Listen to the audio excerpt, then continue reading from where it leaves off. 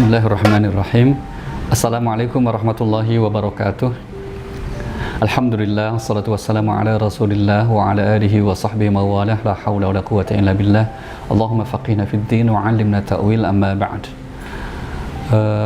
Para pemirsa rahimakumullah, wabil khusus untuk Ananda peserta program pesantren Baitul Quran Pasca Tahfidz, materi kita masih kelanjutan tentang seputar akhlak Al-Quran, dan sekarang kita fokus untuk di sikap yang keempat seorang santri Al-Quran, seorang yang berkhidmat kepada Al-Quran, seorang yang berusaha untuk memiliki akhlak Al-Quran, itu seyogianya memiliki sikap yang suka berbagi, yaitu satu bentuk ibadah yang kaitannya dengan hubungan sesama kita.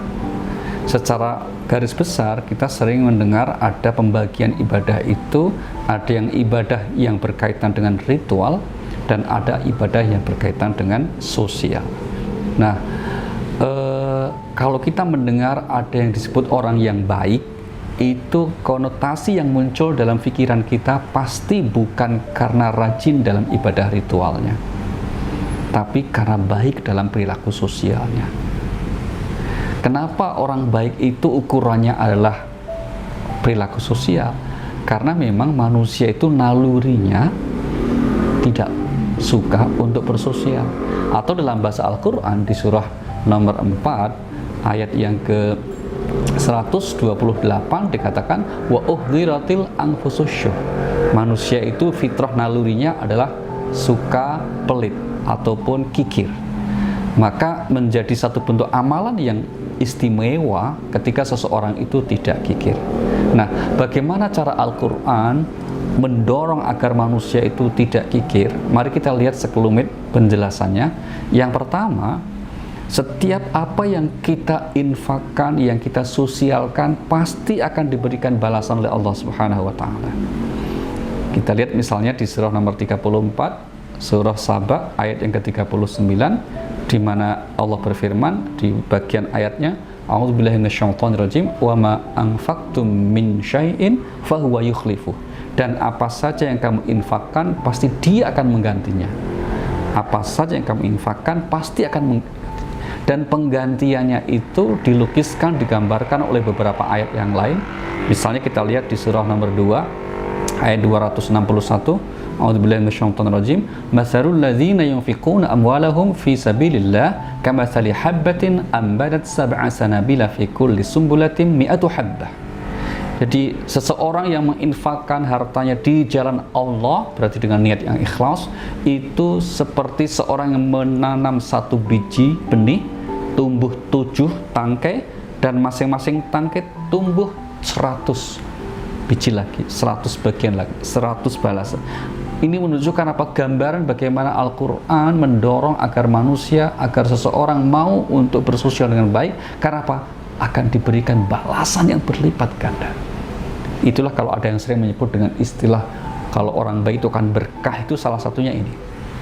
Kemudian yang kedua, bagi orang-orang yang tidak pelit, yang selalu bersosial dengan baik, suka berbagi, maka Allah menjanjikan orang itu akan selalu diberi keberuntungan. Ada 2 kali penegasan Allah dalam kaitan ini. Yang pertama misalnya di surah 59 pada ayat yang ke-9, dan yang kedua di surah 64 ayat 16. Redaksinya sama. Wa may yuqashuhha nafsihi faulaika humul muflihun. Barang siapa yang dijaga dirinya dari kekikiran, mereka itulah orang-orang yang beruntung. Yang paling nikmat, yang paling nyaman dalam hidup ini adalah menjadi orang yang beruntung. Jangan lupa, bukan sekedar sukses, tapi beruntung. Karena orang bodoh kalah sama orang pinter, orang pinter terkadang kalah sama orang licik, tapi orang licik mesti kalah dengan orang yang selalu beruntung. Nah, agar selalu beruntung bagaimana caranya? Jangan pelit. Ini yang kedua. Kemudian yang ketiga, untuk orang-orang yang senantiasa mau berbagi, maka Allah menjanjikan apa? Segala urusannya dibuat mudah. Ini kita lihat misalnya di surah nomor 91 ya, 92 surah Al-Lail ayat yang ke-5 sampai 7, di mana Allah berfirman, fa amma man a'ta wattaqa wa saddaqa bil husna fasanuyassiruhu lil yusra. Dan barang siapa yang memberikan atau bersuka berbagi dengan niat untuk mengharapkan keridhaan Allah dengan membenarkan balasan atau pahalanya, maka Allah apa? Berikan kemudahan, atau akan selalu diberikan kemudahan atau jalan keluar yang mudah atas segala masalahnya, atau jalan kemudian untuk menuju kebahagiaan, dan seterusnya. Dan yang keempat, bagi orang-orang yang bersosial dengan baik, bagi orang-orang yang tidak pelit, Allah janjikan apa? Jiwanya damai, hatinya tenang. Ya, maka di surah 9 ayat yang ke-103 Allah berfirman apa? Khudh min amwalihim shadaqatan tutahhiruhum wa tuzakkihim biha wa shalli 'alaihim inna salataka sakanul lahum. Sesungguhnya doa-doamu itu akan menjadi yang diberikan kebaikan itu akan menenteramkan atas orang-orang yang diberi. Itu baru sekelumit balasan yang disiapkan Allah Subhanahu wa taala atas orang-orang yang suka berbagi. Sebaliknya, sebelum kita lihat itu lagi, yang pasti setiap kebaikan yang dilakukan seseorang itu dalam konteks termasuk berbagi itu, pasti balasannya juga akan diberi untuk yang berbuat itu. Al-Quran menggunakan istilah banyak sekali. Mari kita lihat contoh beberapanya ya. Misalnya di surah Ar-Rahman Allah berfirman apa? Hal jazaul ihsan illal ihsan. Tidak ada balasan kebaikan kecuali kebaikan juga. Atau di surah 17 ayat 7, in ahsantum li anfusikum. Jika kamu berbuat baik, maka kebaikan itu untuk dirimu sendiri.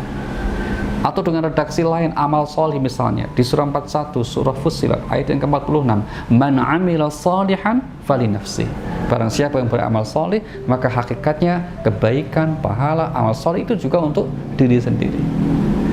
Demikian juga dengan redaksi syukur misalnya, wa ma yashkur fa innama yashkur nafsi. Barang siapa bersyukur, dia sebetulnya kebaikan syukurnya itu akan kembali kepada dirinya sendiri. Demikian juga sebaliknya, kalau ada orang yang enggan untuk berbagi, tidak mau untuk bersosial dengan baik, alias bakhil atau pelit, apa kata Allah?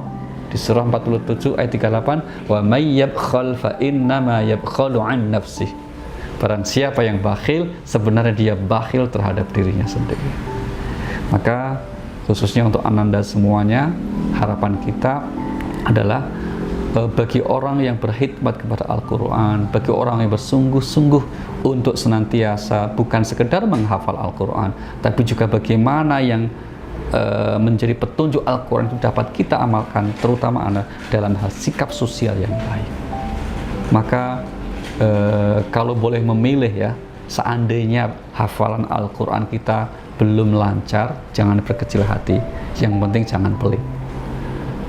Karena apa? Kalau ada yang misalnya hafalan Al-Qur'annya lancar, ya mungkin ngerti maksud tafsirnya, tapi kok pelit, itu jelek sekali.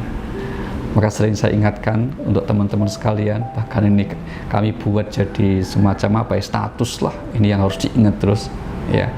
Hafal Quran itu baik sekali, hebat sekali, tapi yang berakhlak Al-Quran, terutama yang bersosial dengan baik, itu yang lebih hebat dan luar biasa sekali. Semoga ananda semua menjadi orang-orang yang tidak sekedar hafal, tapi juga bisa berakhlak Al-Quran. Wassalamualaikum warahmatullahi wabarakatuh.